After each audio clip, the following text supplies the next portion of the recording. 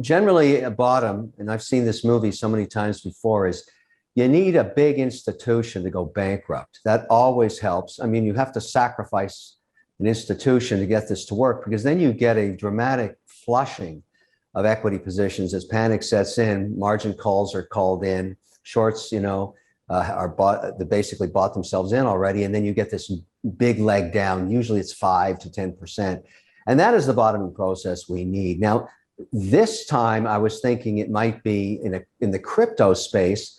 But that's already been decimated. And so it may be something else, a financial services company, or, there was some rumors about Coinbase that turned out not to be true. But you need somebody's offside somewhere on a leveraged hedge position. You just don't know who it is yet. And they're big. And we're going to wake up in the next 10 days, 20 days, and you're going to find out they're a zero. That's a good thing. And I'm waiting for that to happen, because we're getting close to a bottom here.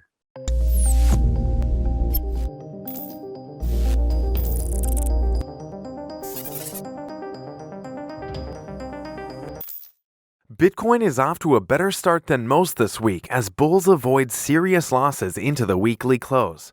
Still heavily tied to declining stock markets, the largest cryptocurrency is nonetheless defending $30,000 and eyeing the top of its post-Terra Luna trading range. While there are no signs of an impending miracle price recovery, some are hoping that upside will feature before any form of reversion to a downtrend. Macro conditions remain tenuous, and the week of the World Economic Forum's annual meeting is due to add fuel to the fire surrounding the tolerance of Bitcoin. Add to that the largest downward difficulty adjustment since last July, and it becomes clear that Bitcoin is battling for strength on multiple fronts. What could happen in the coming days? Let's hear it from Kevin O'Leary. Make sure to stick around till the end of this video, where Kevin explains whether we've hit a market bottom or not, and how long will this crypto winter last. So without wasting any time, let's dive right into the video. It's hard to say. It usually happens in financial services where somebody was trying some strategy, a leverage strategy. It's always leverage that does this. Or a hedge fund. A good hedge fund that loses 10 or 20 billion, that's also good for flushing. And that's happened many times before. These are guys that, have never seen this kind of a market. So they set up a position that went awry, couldn't unwind their leverage, and they just get wiped out. And again, I feel sorry for them, but I think it's very healthy when that happens. And the trouble with this correction is it's a slow grind down 1 to 3% a day. And you don't really bottom till you get that flush. In a recent interview, Canadian business mogul Kevin O'Leary says that he remains bullish on crypto. O'Leary claims that Bitcoin predictions have never been accurate, adding that no one was capable of accurately forecasting its volatility. The assumption that Bitcoin was going to be a hedge against inflation was just flat out wrong. The Shark Tank star predicts that Bitcoin will remain volatile. He compared it to Amazon's performance over the last 15 years. O'Leary has reiterated that the narrative about Bitcoin's institutional adoption is not true, since the U.S. Securities and Exchange Commission is yet to approve a Bitcoin exchange-traded fund. The ownership of Bitcoin by institution remains minuscule because of their compliance departments. Bitcoin is down 37.65% on a year-to-date basis, despite the fact that year-over-year inflation hit the highest level since 1981 in April. It is also down 57.88% from its record high. First, I would say, including anybody that wants to make forecasts about when the start of a recession happens, they simply don't know. And nobody knows right now, because it's really hard to read the tea leaves in this market. And so the question that everybody, including me, has every day when I see a correction like this, when I see Walmart down 20%, for example, which is a bellwether stock, if I'm an opportunist, I might put on a position. But what I'm doing right now is I'm waiting. I'm waiting for the big event, as I call it. And you get these events, and we talked about it. That day will be an interesting day to put 1/3 of your positions on. It'll be a day of panic. We'll be down somewhere between 2,000 and 3,000 points. And yeah, it's horrible to talk about it, but that actually is very healthy, very, very healthy. I think this is actually a maturation process for the crypto market. There's two basic baskets of crypto projects.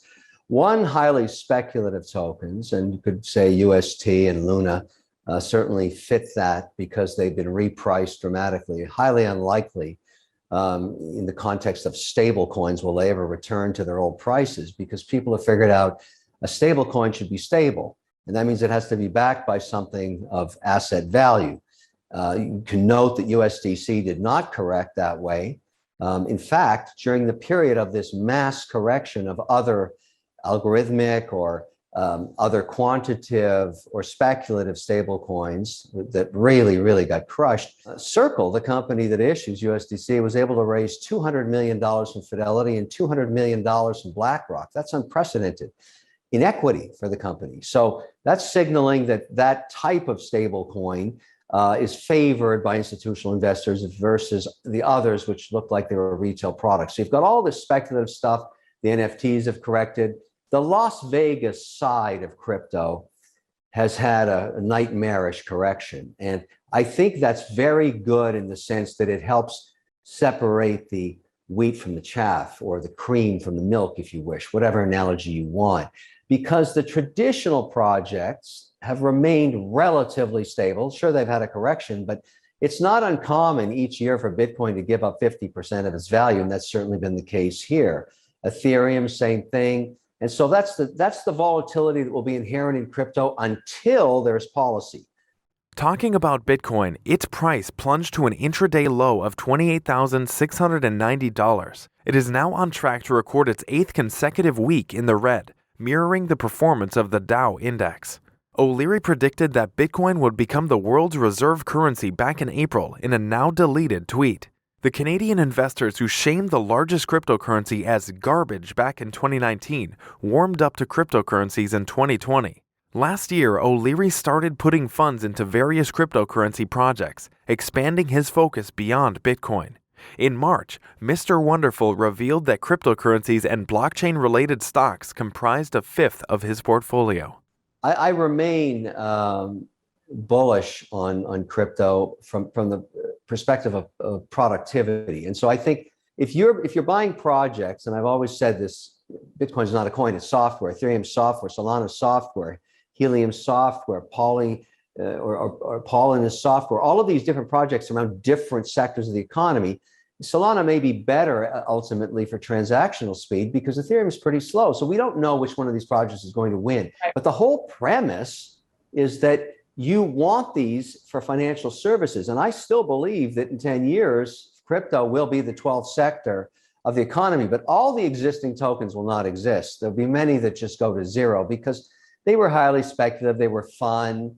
They had no real intrinsic financial services value.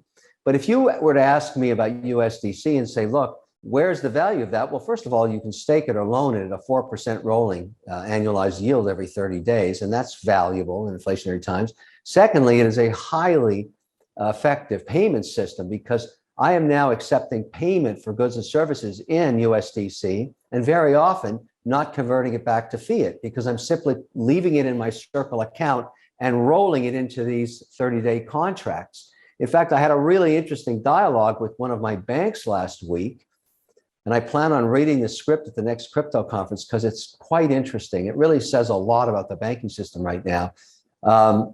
I cannot buy more than a 3% weighting in any mandate of USDC because my regulator, or my compliance department, I should say, treats it as a highly volatile equity, as evidenced by what happened to Luna, what happened to UST. So they're looking at that, not differentiating the difference between those two tokens. So they're saying, look, you can put on a 3% weighting.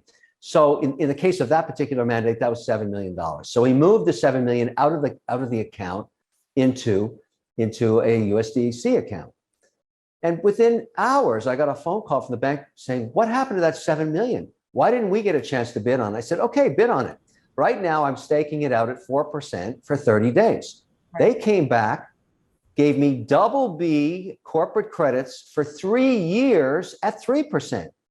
And I said, why would I ever do that? You're not competitive.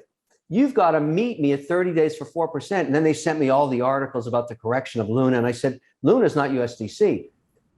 These banks are now finding themselves getting squeezed because people are figuring out they're not advancing enough into understanding how crypto works. And their clients, I'm just one client, are moving millions of dollars out of their account elsewhere. And I said to him, look, you can bid for this money anytime you want, but you have nothing of value to me if I have to pay 100 basis points less and tie up my money for 3 years in a double B corporate credit. You're not even competitive. You're not even near what I can get. So there you have it. There is some institutional ownership in the Canadian market by Canadian institutions because they can use the ETF and equity mandates, but that's Canada. They were the first to allow an ETF with Bitcoin as the underlying. They also allowed an Ethereum ETF. And so those are positioned, but they're inside of equity mandates. The actual ownership of Bitcoin itself remains elusive to the institution because of their own compliance departments. And on top of that, no infrastructure for compliance. There's no way to market into any of these systems the price of Bitcoin or whether it's levered or not during the day, the way you can with stocks that have been treated that way for decades. So there's so much work to be done. In contrast to some modest price strength, Bitcoin is anything but bullish if looked at from the point of view of sentiment. According to Classic Sentiment Gauge, the Crypto Fear and Greed Index, the majority of the market is braced for fresh downside. At 10 to 100, the index is back in the lower segment of its extreme fear zone, which has historically appeared at price bottoms. Fear and greed is no stranger to bottom signals this year, having managed to drop to just 8 out of 100, the lowest since March 2020 early this month. Many investors argue that a more substantial price change would be necessary to change sentiment in a way that matters. So what do you think could happen to Bitcoin in the coming days? Tell us in the comments. Also, don't forget to like and subscribe. See you soon with the next video. Thank you so much for watching.